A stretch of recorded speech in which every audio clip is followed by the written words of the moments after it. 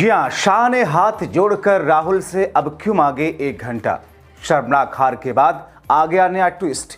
पूरा इंडिया हुआ है एकजुट, मगर एक ट्वीट से कैसे हिल गई पूरी सरकार। स्वागत है आप सभी का। आप देख रहे हैं द राजनीति का विशेष सेगमेंट खबर और विश्लेषण। मैं हूं जब्बार खान। दोस्तों, क्या वाकई संविधान संशोधन बिल गिरना सिर्फ बिल गिरना ही नहीं, बल्कि इसका प्रभाव बड़ा दूरगामी पड़ता हुआ दिखाई दे रहा है। आखिर वो शाह जिन्होंने कभी भी विपक्ष या विपक्षी नेताओं को किसी भी अंदाज में कोई वैल्यू नहीं किया, राहुल गांधी के सामने हाथ जोड़ने की नौबत आ गई। और अब इंडिया गठबंधन क्या एक बार फिर आपसी मतभेद के बावजूद सीमेंटेड तरीके से एकजुट होकर सामने आया है। मगर वो कौन सा एक ट्वीट है जिसमें मोदी सरकार की नींव को हिलाने वाला एक नया गेम सामने ला करके रख दिया है। विस्तार से दोस्तों आपको सब कुछ बताते हैं। चंद मिनट मेरे साथ में बने रहें, क्योंकि ये खबर बेहद महत्वपूर्ण है। जब मैंने एक ट्वीट आज सुबह सुबह अखबारों को खोल करके देखते हुए उसे देखा, और खास तौर पर मेरी जिज्ञासा इस बात में थी कि जिस अंदाज में संसद के भीतर मोदी सरकार की शर्मनाक तरीके से करारी हार हुई, उसके बाद इस देश का खुद को मेन स्ट्रीम कहने वाला मीडिया क्या लिखता है, क्या दिखाता है। दोस्तों, आप उठा करके देख लीजिए, पूरे पोर्टल्स, अखबार, टीवी चैनल्स उस अंदाज में चीख चीख करके वो बातें कह रहे हैं जिस बात को कॉन्फिडेंस के साथ में भारतीय जनता पार्टी भी नहीं कह पा रही है। यानी कि बीजेपी का षड्यंत्र, बीजेपी की आधी अधूरी तैयारी और बीजेपी का महिला आरक्षण के नाम पर अपनी राजनीतिक महत्वाकांक्षाओं को पूरा करने का एक पूरा प्लान, जिसे विपक्ष ने पहली बार इस अंदाज में धराशायी किया। लेकिन पूरा सत्ता पक्ष के साथ में उनका चरण चुंबक दरबारी मीडिया एक गलत नैरेटिव के साथ मैदान में है। महिला आरक्षण बिल को गिरा दिया विपक्ष ने। दरअसल यह महिला सम्मान के खिलाफ, सशक्तिकरण के खिलाफ है पूरे विपक्ष। दोस्तों, अब इस पर आप राय बनाइए कि क्या रवीश कुमार गोदी पत्रकार या गोदी मीडिया जो कहते हैं उतना काफी है, इससे आगे कुछ कहने की जरूरत है दोस्तों। लेकिन मैं आपको बताऊंगा कि आखिर अमित शाह को अब हाथ क्यों जोड़ने पड़ रहे हैं, और राहुल गांधी इस वक्त बीते 12 वर्षों में सबसे मजबूत स्थिति में पहली बार पूरा विपक्ष दिखाई क्यों पड़ रहा है, इंटैक्ट होकर के एकजुटता के साथ में। यह अलग बात है कि पश्चिम बंगाल में कांग्रेस और टीएमसी एक दूसरे के खिलाफ चुनाव में मैदान में है, लेकिन एक दूसरे का धन्यवाद अब अदा कर रहे हैं राहुल और टीएमसी के लोग। टीएमसी वाले भी राहुल गांधी, कांग्रेस पार्टी, सभी विपक्षी पार्टियों का धन्यवाद कर रहे हैं। राहुल गांधी और कांग्रेस पार्टी भी वैसा कर रही है।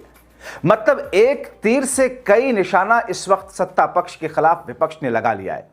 अब तीनों बिल गिरने के बाद में तमतमाए केंद्रीय गृह मंत्री शाह की पहली प्रतिक्रिया क्या आती है दोस्तों। पहले झूठ जो परोसा जा रहा है दरबारी मीडिया के जरिए और सत्ता पक्ष के जरिए, वो आपको दिखा देते हैं। कैसे सफेद झूठ और जनता को भ्रमित करने वाला कथन लिखा सोशल मीडिया पर। कांग्रेस, टीएमसी, डीएमके, सपा ने नारी शक्ति वंदन अधिनियम के लिए आवश्यक संविधान संशोधन विधेयक को पारित नहीं होने दिया। मैं उन्हें बताना चाहता हूं कि नारी शक्ति का यह अपमान यही नहीं रुकेगा, दूर दूर तक फैलेगा। दोस्तों, ये एक ऐसा झूठ है जिसके ऊपर से मैं पर्दा हटाता हूं, इसलिए मैं सीधे कह रहा हूं कि एक झूठ परोसा गया। मगर दोस्तों, उससे पहले आप देख लीजिए, एक खास ट्वीट है। शिवसेना यूबीटी सांसद संजय राउत ने एक खास प्रतिक्रिया दी। उन्होंने कहा कि राहुल गांधी ने देश के लोकतंत्र को बचाने के लिए आंदोलन का नेतृत्व किया।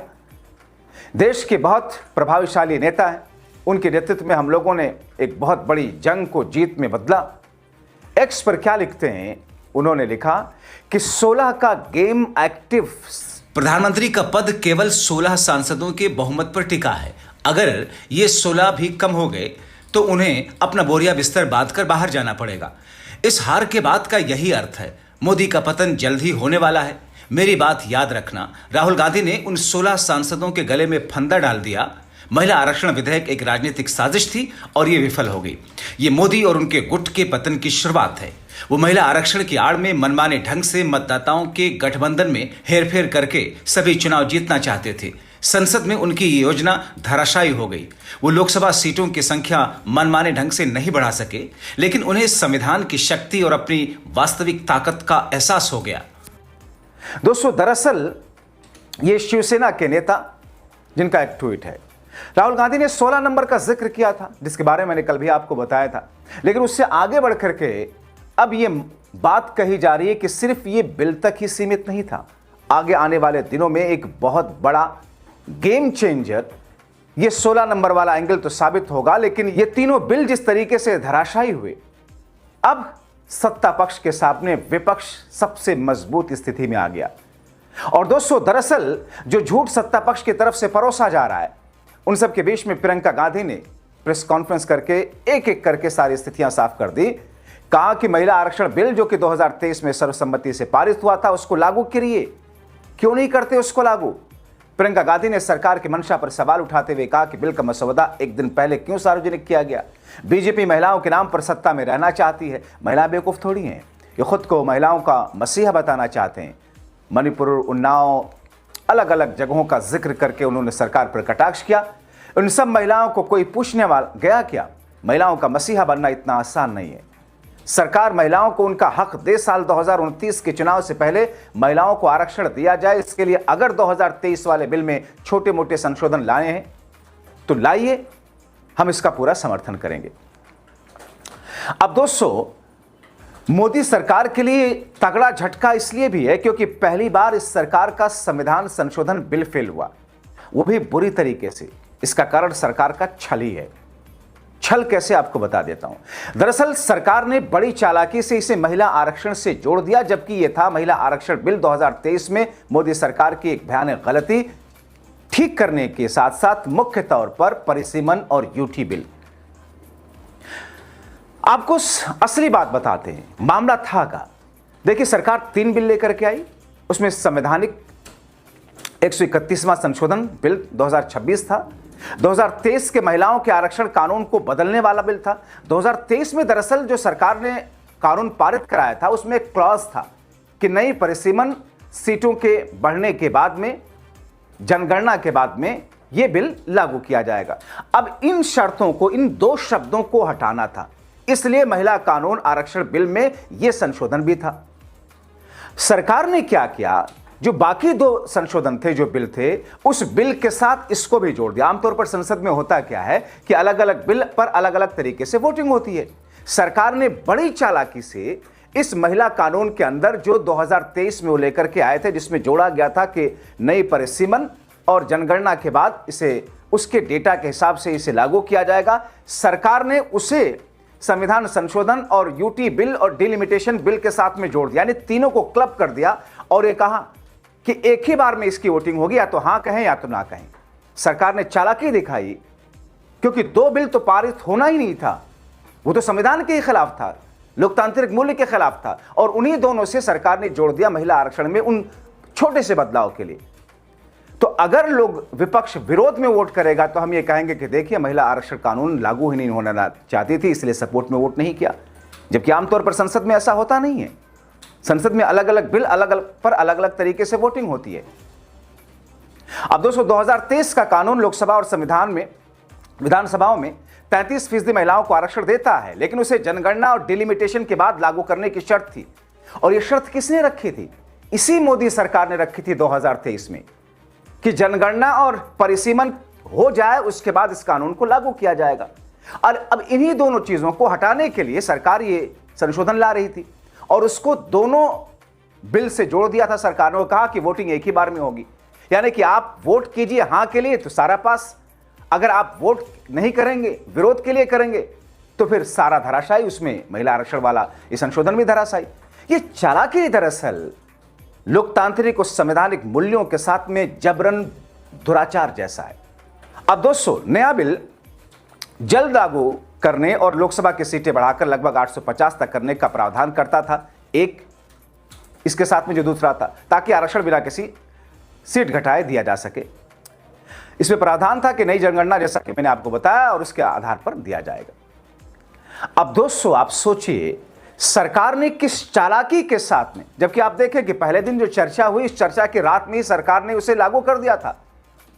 उस बिल को, महिला रिजर्वेशन बिल को सरकार ने गजट नोटिफिकेशन करके उसे लागू कर दिया था, लेकिन वो तब तक अमल दरामद में नहीं हो सकता, लागू नहीं हो सकता, जब तक कि उसका क्लॉज पूरा ना हो जाए। क्लॉज यह था कि नई जनगणना और परिसीमन के बाद, और यह शर्त सरकार ही नहीं जोड़ी थी। तो सरकार के गजट नोटिफिकेशन जारी करने के बावजूद भी वो बिल, वो कानून लागू नहीं है। अब प्रियंका गांधी ने कहा, सत्ता पक्ष ने कहा कि साहब हम अभी भी इस पर अकेले अलग से इस बिल को लाइए, महिला आरक्षण संशोधन वाला अलग से लाइए, हम अभी भी तैयार हैं।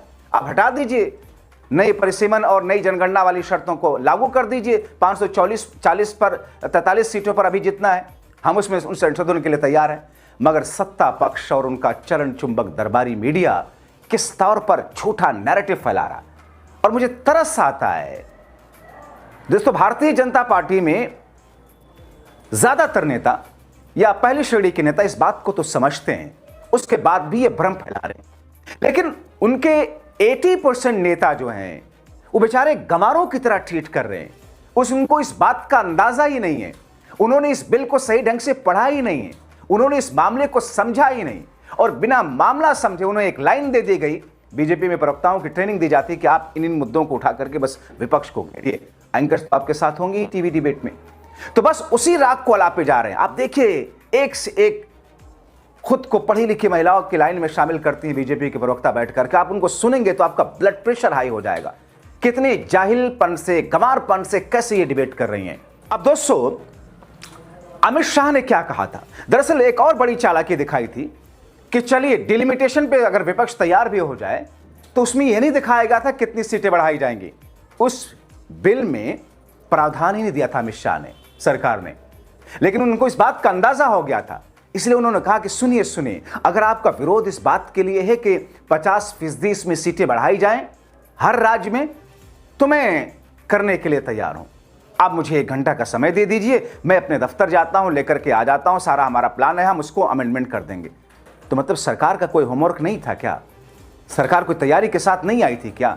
तो फिर इतने उतावलेपन के साथ में कि बजट सत्र चल रहा, 2 दिन 3 दिन उसे और बढ़ा दिया जाए, अचानक जब 5 राज्यों के चुनाव चल रहे हैं उसी बीच में इसको ला करके थोपने की कोशिश कर दिया जाए, और चालाकी के साथ में महिला आरक्षण, उस विधेयक में उन 2 शब्दों को हटाने के लिए जिसमें डिलिमिटेशन और नई जनगणना की बात कही गई थी, उसको हटाने के लिए उस संशोधन को भी इन 2 संशोधन के साथ में क्लब कर दीजिए और कहिए कि नहीं साहब, वोटिंग एक ही साथ तीनों संशोधन पर होगी।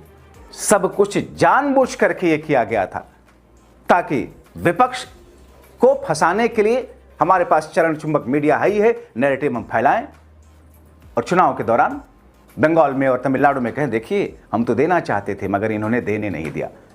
क्या जनता को वाकई बेवकूफ समझ रखा है? क्या वाकई सत्ता पक्ष मौजूदा वक्त में देश की 145 करोड़ जनता को मूर्ख समझते हैं कि उन्हें मीडिया, ये गटर मीडिया जो कुछ दिखा देगा उसी को सच मान लीजिए? क्या अंदाजा नहीं कि इस गटर मीडिया के खिलाफ जनता का 90% लोग किस तौर पर इसे घृणा की नजर से देखते हैं? तो दरअसल अब आगे क्या? अब आगे प्रियंका गांधी ने तो एक ऑप्शन दे दिया है, अभी भी आप लेकर के आइए, सिर्फ महिला आरक्षण कानून के संशोधन के लिए उन 2 शब्दों को हटाने के लिए हम आपके साथ खड़े हैं, लागू कर दीजिए। मगर बीजेपी की सरकार यह करना ही नहीं चाहती है। समझिए इन चीजों को, इन स्थितियों को। इसलिए मैं बार बार कहता हूं, जागरूक रहें, अपने अधिकारों को पहचानें, कैसे छल किया जाता आपके साथ में उसे जानें, अपनी राय लिखें।